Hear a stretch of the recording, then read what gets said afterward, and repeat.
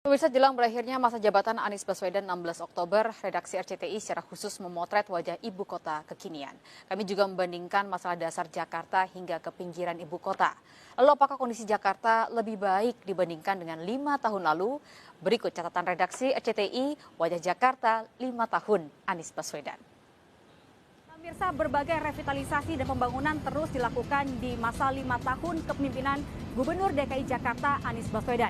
Mulai dari revitalisasi halte, kemudian pembaharuan transportasi publik, bahkan pembangunan sejumlah fasilitas publik terus dilakukan. Lantas apa saja torehan prestasi maupun PR-PR yang belum terselesaikan di masa 5 tahun kepemimpinan Gubernur DKI Jakarta Anies Baswedan? Inilah wajah Jakarta 5 tahun Anies Baswedan.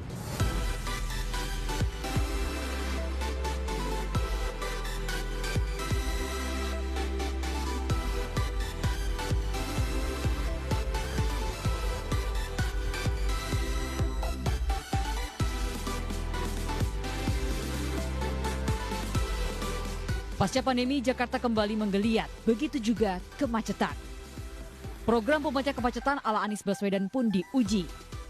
Adalah integrasi transportasi publik mulai dari mikrobus, Transjakarta, KRL, serta integrasi MRT dengan LRT.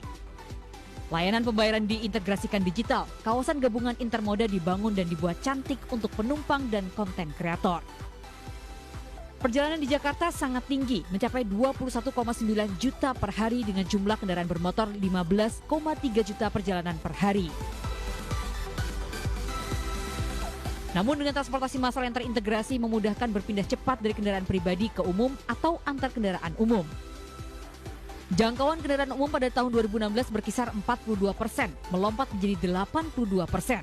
Sementara cakupan layanan umum terintegrasi hingga mencapai 85,16%. Data ini menggambarkan mudahnya akses transportasi publik.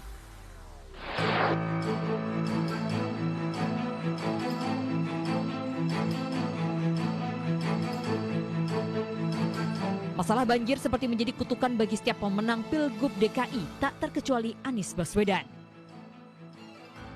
Apa saja yang sudah diperbuat oleh Anies untuk menangani masalah dasar yang satu ini? Pemprov DKI mengeruk lumpur danau, sungai dan juga waduk di 5 wilayah kota mengerahkan alat berat 3 kali lipat dari kapasitas biasanya. Untuk mengendalikan limpasan air hujan, Anies membuat kolam penampung air sementara di jalan raya. Pemprov Jakarta juga membangun instalasi sumur resapan serta mengimplementasikan taman tampungan air. Di pesisir utara, Anies membangun polder untuk mengatasi banjir rob yang terdiri dari kombinasi tanggul, kolam retensi, serta pompa. Sementara untuk mempercepat surutnya genangan banjir, Jakarta memiliki 900 lebih pompa. Kapasitas 2 sungai yakni Kali Besar dan Kali Ciliwung pun diperbesar agar bisa menampung lebih banyak. Hasilnya 12 titik genangan banjir berulang telah teratasi. Tahun 2020 dengan curah hujan terekstrim yakni 377 mm per hari, banjir surut lebih dari 95% dalam waktu 4 hari. Padahal di tahun 2015 dengan curah hujan lebih rendah 95%, wilayah tergenang baru surut 7 hari. Jakarta juga berinovasi dengan teknologi flood control system yang mengintegrasikan sensor dan CCTV di 178 titik yang memetakan banjir dengan akurat. Soal ruang terbuka, Anies membangun yang disebutnya sebagai ruang ketiga. Anies memperluas ruang terbuka dari 12,12% di tahun 2014 kini menjadi 30,92% dengan luas 664 km persegi. Taman Eco Park di kawasan Tebet seluas 7,3 hektar ini selalu dipenuhi warga meski terganggu masalah parkir. Taman ekowisata dan bermain anak ini menjadi tempat favorit baru warga DKI karena luas dan teduhnya kawasan ini di tengah kepadatan Jakarta.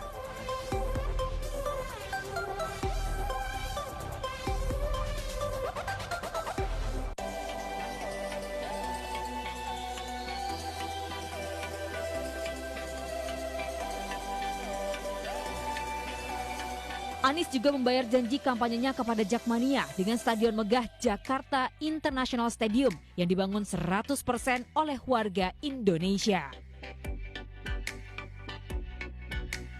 Stadion dengan desain modern dan megah ini diklaim menjadi salah satu dari 5 yang terbesar di Asia.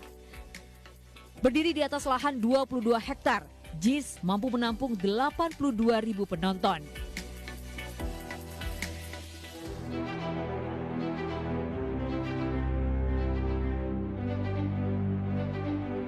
Karya berikutnya adalah revitalisasi kawasan kota tua, mulai dari pembaruan trotoar hingga ke penataan kampung. Hasilnya kawasan interaksi warga dengan udara rendah emisi.